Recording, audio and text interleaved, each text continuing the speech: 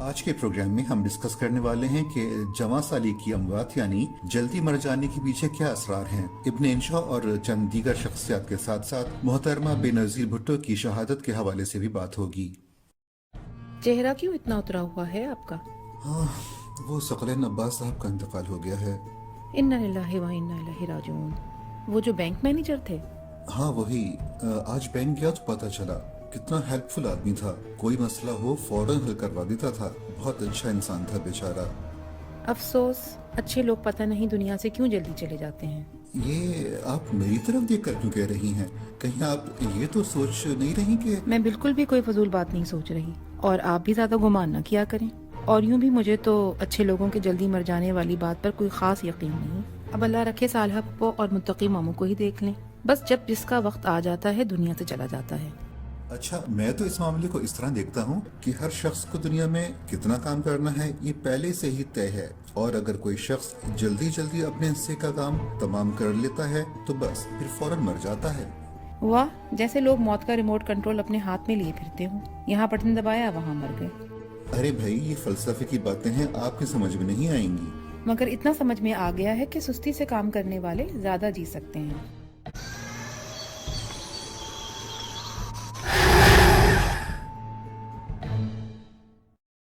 قرآن پاک کی سورہ غافر آیت 67 میں اللہ تعالیٰ نے انسان کی پیدائش کے مراحل کا ذکر کیا ہے، اور پھر انسان کی جوانی اور پھر بڑھاپے کا ذکر کرتے ہوئے فرمایا ہے کہ تم میں سے بعض ایسے بھی ہیں جنہیں اس سے پہلے ہی وفات دے دی جاتی ہے تاکہ تم ایک معین وقت تک پہنچ جاؤ، یعنی ہر شخص کی موت کا وقت اللہ کے یہاں مقرر اور طے شدہ ہے۔ معروف امریکی مصنف و مزاح نگار مارک ٹوین کی اس معاملے پر اپنی ایک الگ منطق ہے۔ ان کا کہنا ہے کہ ایسا نہیں ہے کہ جلد یا جواں سالی میں مر جانے والے لوگ اچھے ہوتے ہیں، بلکہ وہ خوش قسمت ہوتے ہیں۔ اسی سلسلے میں ایک بہت مزیدار بات امریکی اداکار جان بیریمور سے منسوب ہے۔ ارے یہ تو ڈریو بیریمور کی تصویر لگا دی آپ نے، ان کے دادا جان بیریمور کی لگائی ہے۔ ہاں یہ تو جان بیریمور کہتے ہیں کہ اچھے لوگ اس لیے جلدی موت سے ہمکنار ہو جاتے ہیں کیونکہ وہ یہ سوچتے ہیں کہ اگر اچھا بن کر ہی جینا ہے تو پھر جینے کا فائدہ۔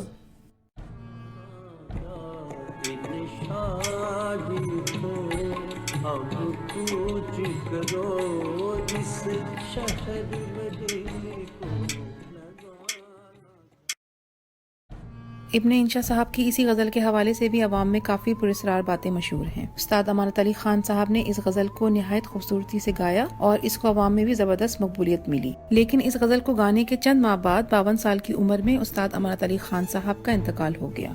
ابن انشا مرحوم توہم پرست تھے یا نہیں اس بات کا تو پتہ نہیں، لیکن استاد امانت علی خان صاحب کی وفات نے ان کے دل میں وسوسوں کے بیج ضرور بو دیے تھے۔ شاید اسی لیے انہوں نے بستر مرگ سے اپنی وفات سے محض ایک روز قبل ایک خط میں یہ تحریر کیا کہ یہ غزل نہ جانے کتنے اور لوگوں کی جان لے گی۔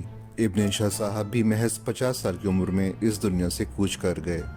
اور یہ سلسلہ یہیں ختم نہیں ہوا، بلکہ امانت علی خان صاحب کے صاحبزادے اسد امانت علی خان صاحب نے جب یہ غزل ایک محفل میں پیش کی تو یہ ان کی آخری پرفارمنس ثابت ہوئی، اور وہ بھی 52 سال کی عمر میں اچانک انتقال کر گئے۔ واللہ عالم۔ ایک نہ ایک دن تو سب کو ہی اس دنیا سے رخصت ہونا ہے، لیکن اگر کوئی شخص جو اپنے شعبے میں بہت کامیاب ہو اور مزید ترقی اور کامیابیاں اس کا مقدر نظر آ رہی ہوں، اور ایسے میں وہ شخص وقت سے پہلے ہی دنیا چھوڑ جائے تو نہ صرف اس کے عزیزوں کے لیے بلکہ ہر اس شخص کے لیے بہت تکلیف کا باعث ہوتا ہے جو اس کی خدمات سے کسی نہ کسی شکل میں مستفید ہو رہے ہوتے ہیں۔ معروف مبلغ جنہیں جمشید ہوں یا پروین شاکر جیسی باکمال شاعرہ۔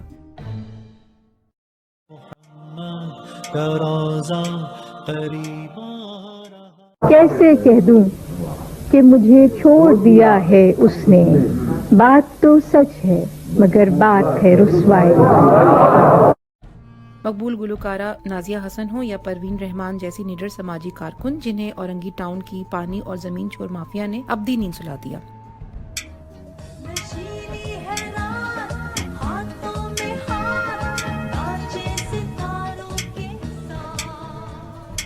پانی کا کراچی میں کوانٹٹی کے حوالے سے کوئی مسئلہ نہیں، 41% جو چوری ہو رہا ہے बड़े बड़े लोग चोरी कर रहे हैं, जिससे तकरीबन 50 अरब रुपए कमाया जा रहा है साल का, उसको तो कंट्रोल करें। लैंड माफिया हुकूमती इदारे हैं, लैंड माफिया हुकूमती एजेंसीज हैं जो किसी जमीन को बस चले तो छोड़ेंगे ही नहीं। कर्ज ऐसे अफराद की फहरिस्त बहुत तवील है जो ऐसे वक्त में अपने मद्दाहों को रोता छोड़ गए जब वो उनसे मजीद अच्छे और मुफीद कामों की उम्मीदें लगाए बैठे थे।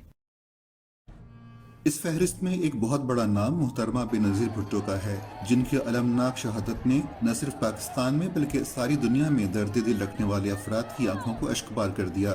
27 दिसंबर 2007 पाकिस्तान की तारीख का एक सियाह दिन था, जब उन दिनों मुल्क की गालिबन सबसे ज़ीरक सियासतदान और स्टेट्स वुमन को रावलपिंडी में एक बुज़दिलाना हमले में शहीद कर दिया गया। पूरे ही मुल्क में सदमे की कैफियत थी, एक बेयकीनी का आलम था। कोई खामोशी से रो रहा था तो कोई बैन कर रहा था, कोई ये खबर झूठी होने की दुआएं मांग रहा था तो कोई मातम कर रहा था। सब अपनी अपनी फितरत के मुताबिक अपनी महबूब रहनुमा को खो देने का गम मना रहे थे। और खुद आपकी क्या हालत हो रही थी, मुझे याद है कि इससे पहले मैंने कभी आपको ऐसे रोते हुए नहीं देखा था। दरअसल बीबी की शहादत में दर्द और अफसोस के मुतादिद पहलू इकट्ठे हो गए थे। एक तो उस वक्त मुल्क की सूरत हाल काफी नाजुक थी, जिसमें मोहतरमा जैसी समझदार और तजुर्बेकार सियासतदान की शक्ल में एक उम्मीद की किरण नजर आ रही थी, जिसे दुश्मनों ने बुझा दिया।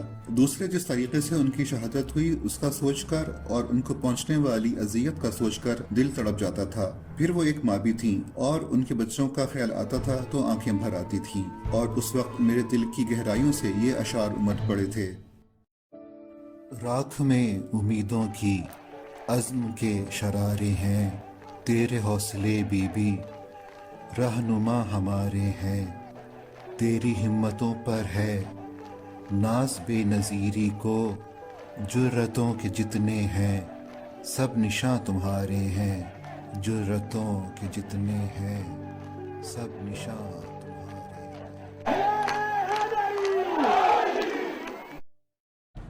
एक तरफ मुल्क में इतना बड़ा सानिया हो गया था और दूसरी तरफ कुछ ऐसे बदबख्त लोग भी थे जिन्होंने इस वाक़े की आड़ में अपने ही वतन और अपने ही हम वतनों को बेइंतहा नुकसान पहुंचाया। और ये सब कुछ रद्द अमल के नाम पे किया गया। कितनी ही गाड़ियां फूंक दी गईं, दुकानें और बैंक लूट लिए गए। एहतजाज के दौरान तशद्दुद वाक़यात में कई लोग अपनी जानों से गए। और सबसे ज्यादा तकलीफ दे बात ये थी कि कितनी ही खवातीन को अगवा करके इनकी इज्जतें पामाल की गईं। ये दिल खराश वाक़यात बदनुमा दाग की तरह हमारी तारीख का हिस्सा बन चुके हैं और हर 27 दिसंबर को मोहतरमा की अजीम कुर्बानी के साथ साथ कहीं न कहीं इनकी भी बाज़गश्त सुनाई दी जाती है। एहतजाज के नाम पर तबाही फैलाना तो अब हमारे कौमी मिजाज का हिस्सा बन चुका है।